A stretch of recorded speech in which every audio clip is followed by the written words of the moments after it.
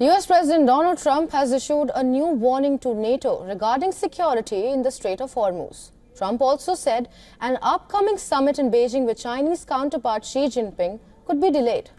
The warning comes as global oil markets remain volatile due to supply disruptions triggered by the ongoing US-Israeli conflict with Iran. In a brief interview with the Financial Times, Trump said that the alliance faces a very bad future if US allies fail to open the strait. He also highlighted that as the US has aided Ukraine in the war with Russia, he expects Europe to help on the Strait of Hormuz.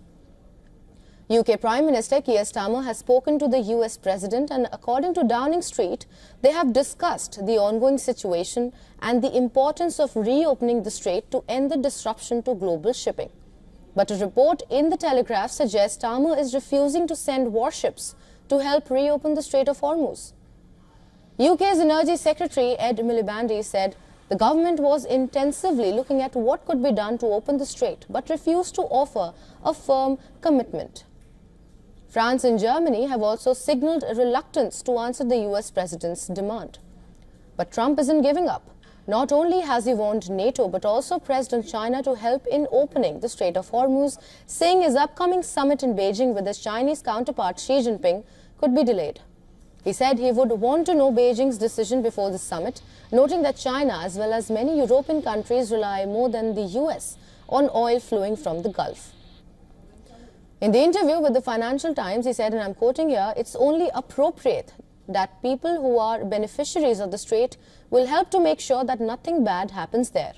Asked about specific help he was looking for, the US President said he wanted minesweepers as well as people who are going to knock out some bad actors that are along the Iranian shore.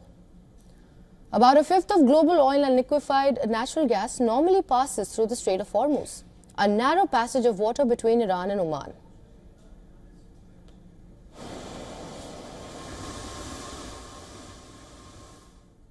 To discuss more on the West Asia war, we were earlier joined by Professor James A. Russell, Associate Professor in the Department of National Security Affairs at NPS. Listen to what he had to say. The United States, ever since it got dragged into this war by the Israelis, has been concerned with tactics and operations. This sort of question, for example, of trying to interest allies in another version of the tanker escort operation, which operated in Operation Earnest Will, for example, in the Iran-Iraq War.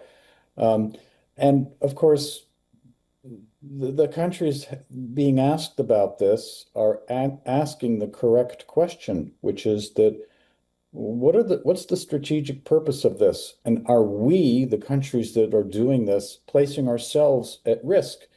And it again gets to this obvious sort of conclusion that Trump and his administration had absolutely no earthly idea what they were getting themselves into when they started this, and they have no earthly idea of how to get out of it. They're stuck.